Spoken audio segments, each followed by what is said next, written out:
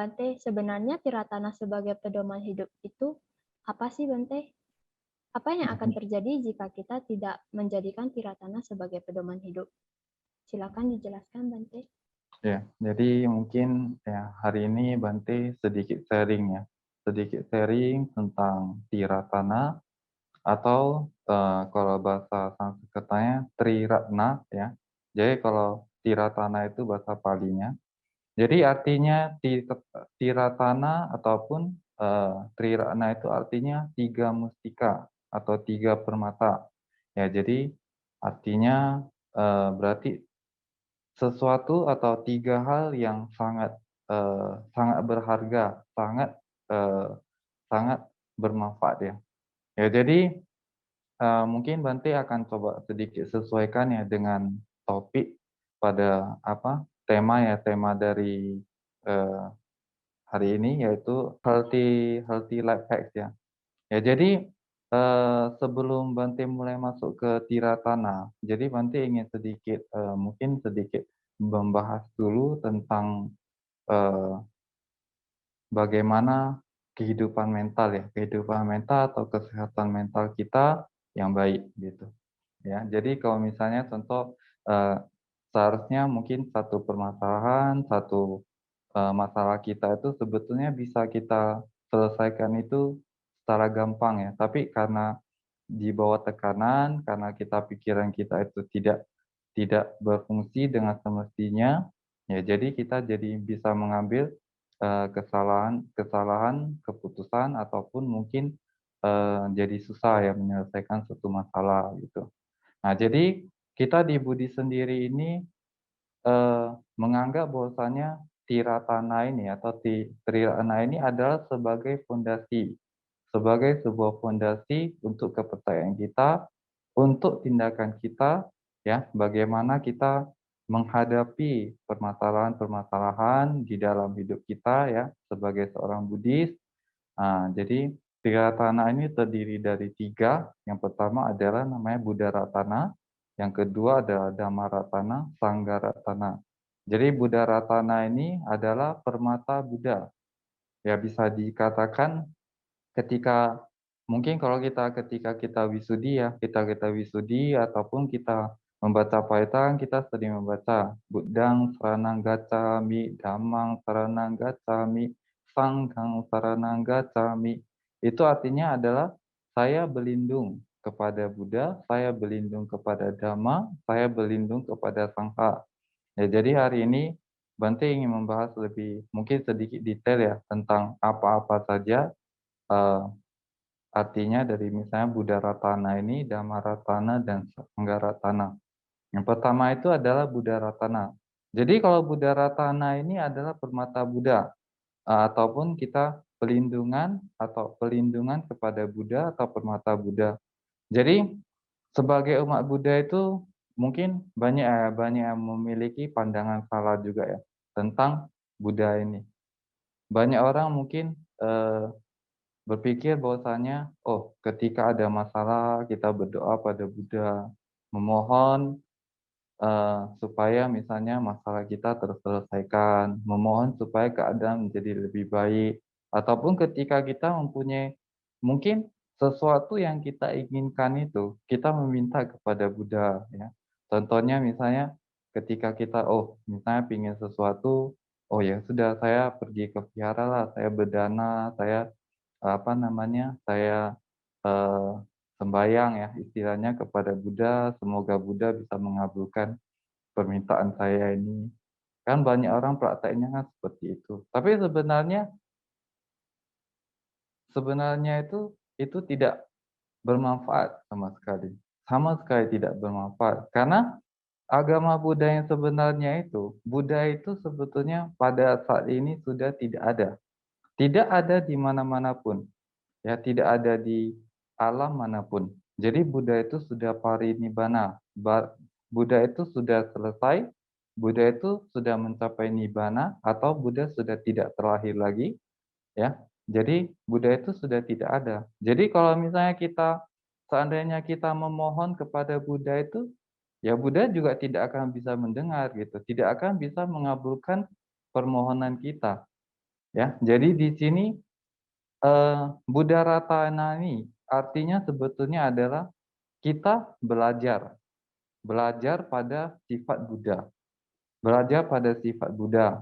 Ya, jadi mungkin seperti kalau kita di agama Buddha ini kita sedikit unik ya.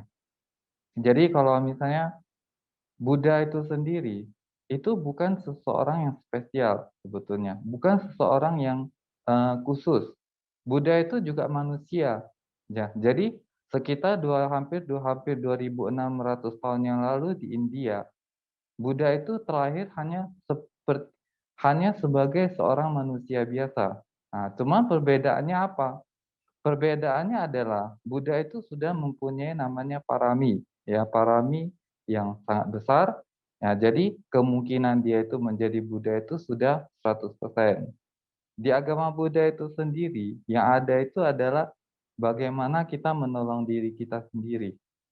Jadi, hal baik ataupun hal buruk yang terjadi di dalam hidup kita itu sebetulnya itu tidak ada hubungan dengan faktor luar. Yang ada itu adalah hubungan dengan diri kita sendiri. Ya, jadi misalnya bagaimana hubungan kita dengan karma kita, bagaimana hubungan kita dengan bagaimana tindakan kita sehari-hari, itu yang akan menyebabkan eh, hukum sebab akibat itu. Akan menyebabkan apa yang kita terima dari apa yang kita perbuat. Bukan hanya di kehidupan ini, tapi di kehidupan-kehidupan sebelumnya juga. Ya, jadi Buddha itu ada sadar. Buddha itu sudah melihat, sudah mencapai satu penerangan sempurna yang dia melihat kenyataan, kenyataan dari sebenarnya dari kehidupan kita ini seperti apa, ya. Apa yang menyebabkan kita lahir, apa yang menyebabkan kita eh, menderita, ya. Buddha itu sudah tahu. Ya, jadi Buddha adalah seseorang yang sudah sadar. Ya, jadi ketika Buddha itu mencapai penerangan sempurna, dia melihat ke belakang, melihat ke masa lalu, ya. Tepatnya itu adalah dia melihat ke sampai 91 kalpa, dan di 91 kalpa itu hanya ada 7 orang sama Sang Buddha, ya. Di 31 kalpa yang lalu ada yang namanya Buddha Vipassi. Di 31 kalpa selanjutnya itu ada Buddha Siki. Selanjutnya ada Buddha Wesabu, ya, Kakusanda, Konagama, Kasapa, dan terakhir Gotama pada saat ini. Dan di masa yang akan datang ada satu Buddha lagi, disebut Maitreya ataupun yang kita sering sebut Maitreya, ya. Jadi setelah setelah ajaran Buddha ini sudah selesai, sudah hilang, ya, manusia itu juga tidak akan tahu ajaran Buddha lagi, tidak akan tahu apa kenyataan-kenyataan yang sebetulnya menyebabkan kita terlahir. Maka pada saat itu, pada waktu yang akan sangat-sangat lama sekali, nanti akan muncul seorang Buddha lagi, yaitu Buddha Maitreya, ya. Nah, jadi arti Buddha Ratana ini sebetulnya adalah kita belajar pada Buddha, belajar sifat Buddha, ajaran-ajaran Buddha itu seperti apa, ya. Jadi bukan kita berlindung pada ajarannya. Jadi dari ajarannya itu kita aplikasikan menjadi tindakan, menjadi dasar pikiran kita atau dasar pertimbangan kita ketika melakukan sesuatu. Yang kedua itu Dhamma Ratana. Jadi Dhamma ini kalau kita sering diajar di apa namanya, sering disebutkan itu adalah ajaran Sang Buddha. Tapi sebenarnya Dhamma itu tepatnya itu bukan ajaran Sang Buddha, ya. Dhamma itu ada artinya sebenarnya adalah kebenaran ataupun hukum alam, ya. Jadi Dhamma itu sendiri itu sudah ada dan tetap akan ada. Tetapi ketika sama Sang Buddha itu tidak ada yang mengetahui Dhamma yang membawa pembebasan itu apa. Artinya adalah seperti ini. Jadi Dhamma yang diajarkan oleh Sang Buddha adalah bagaimana manusia mencapai pembebasan, bagaimana manusia bisa ataupun makhluk ya bisa mencapai sesuatu yang dinamakan dengan nibbana. Ya, jadi nibbana ini adalah artinya kita tidak lahir lagi, kita tidak mati lagi, kita tidak sakit lagi, kita tidak menderita lagi. Jadi bagaimana menjelaskan di mana? Ya, pada sebenarnya tidak ada yang bisa menjelaskan di mana itu seperti apa. Tapi intinya adalah kita sudah tidak terlahir lagi, kita tidak menderita lagi, ya. Ya, jadi Dhamma ini banyak miskonsepsi ya, banyak miskonsepsi tentang Dhamma, bagaimana Dhamma itu, eee, ya contoh mungkin seperti ini, berarti itu kadang sering melihat ya, misalnya contoh kadang mungkin di media sosial, di Facebook ataupun di apa itu sebenarnya sering melihat Dhamma quotes atau Buddha quotes gitu ya. Jadi banyak orang mengatakan, "Oh ini apa, membuat kata-kata hiasan atau kata-kata kiasan dari Buddha itu banyak yang tidak benar ya, banyak itu tidak ada dalam sutta ya, banyak itu tidak ada dalam ajaran Sang Buddha." Ya, jadi kita juga mesti berhati-hati ya ketika kita, melihat sesuatu, yang berhubungan dengan dhamma ya. Jadi dhamma itu sendiri adalah sebetulnya adalah sebuah hukum alam ataupun sesuatu yang sudah ada, di dunia ini ya. Cuman adalah sebuah pengetahuan yang, sudah ada, yang kalau misalnya ada Buddha atau tidak ada Buddha itu, dhamma ini tetap ada, tapi kita tidak bisa melihat. Kita tidak bisa mengetahui dhamma ini, karena kita tidak mempunyai, pengetahuan, kita tidak mempunyai kebijaksanaan seperti Buddha, ya.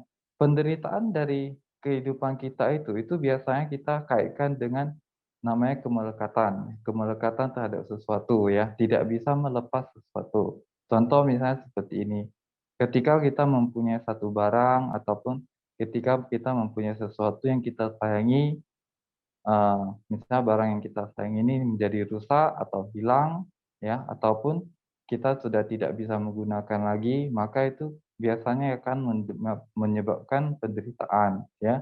Ya, jadi Dhamma ini banyak mengajarkan bagaimana kita sebagai manusia itu berusaha untuk tidak terlalu melekat, ya, pada hal-hal, yang bersifat materi, ya. Dan makanya, sebagai umat Buddha itu praktek dasarnya pada awalnya itu adalah disarankan adalah melakukan yang namanya dana. Ya, jadi dana itu artinya adalah kita berusaha untuk sedikit melepas ya, sedikit apa namanya, mengurangi kemelekatan kita terhadap materi, ya.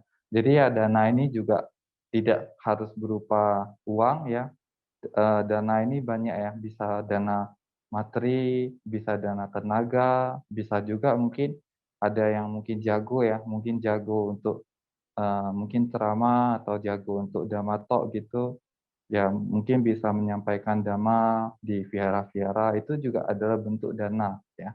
Yang ketiga adalah sanggaratana. Sanggaratana itu artinya persamuan para bhikkhu ya, ataupun persamuan para bhikkhu yang mengikuti ajaran Buddha dengan latihan moralitas yang lebih tinggi. Ya, jadi sangha itu adalah, kalau sederhananya itu kumpulan para bhikkhu ya, kumpulan para bante.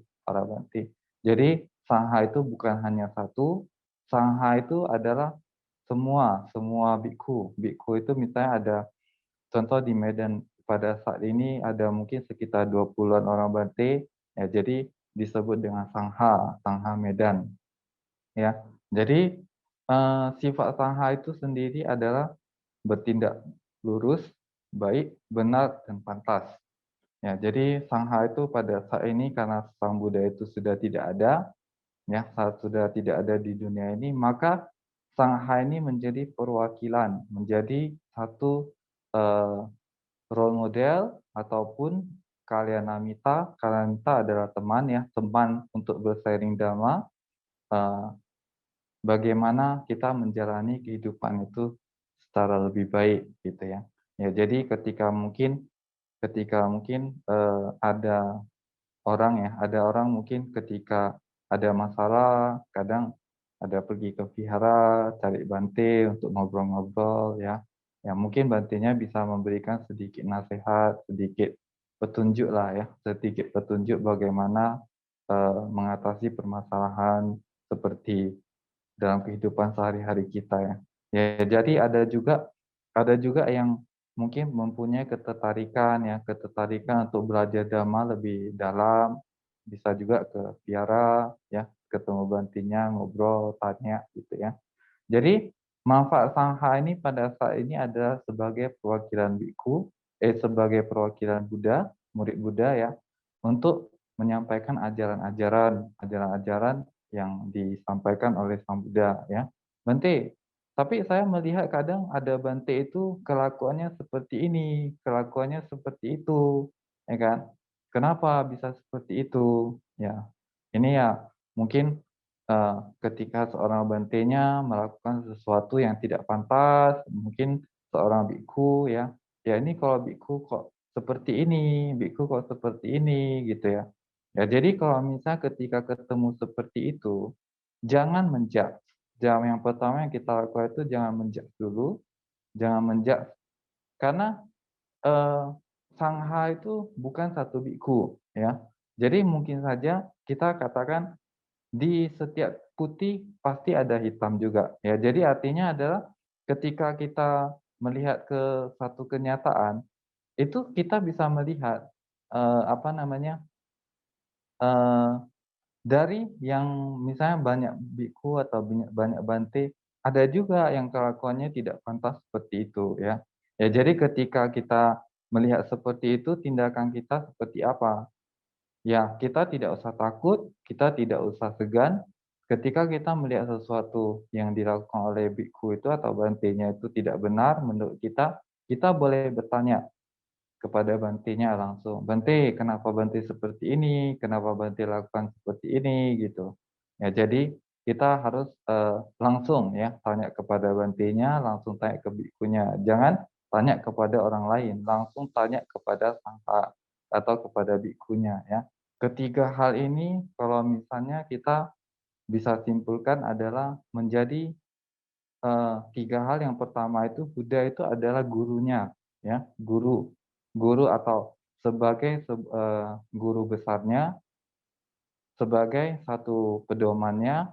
Dhamma itu adalah ajarannya, adalah ajarannya, adalah hukum kebenarannya ya yang disampaikan oleh Sang Buddha. Yang selanjutnya itu sangha adalah orangnya untuk kita apa namanya, untuk kita belajar secara langsung. Ya, jadi ketika kita menjadi seorang umat Buddha itu, maka ketiga hal ini, ketiga permata ini, ketiga Buddha, Dhamma, dan Sangha ini yang akan memberikan apa namanya, pedoman-pedoman ke dalam hidup kita ya, untuk mencapai yang namanya mungkin kehidupan yang lebih baik ya, kehidupan yang lebih tenang dan bebas dari masalah ya. Ya jadi mungkin hanya seperti ini saja yang Bante sampaikan tentang tiga tanah. Ya jadi kalau mungkin ada pertanyaan ataupun mungkin ada ingin diskusi ya silakan.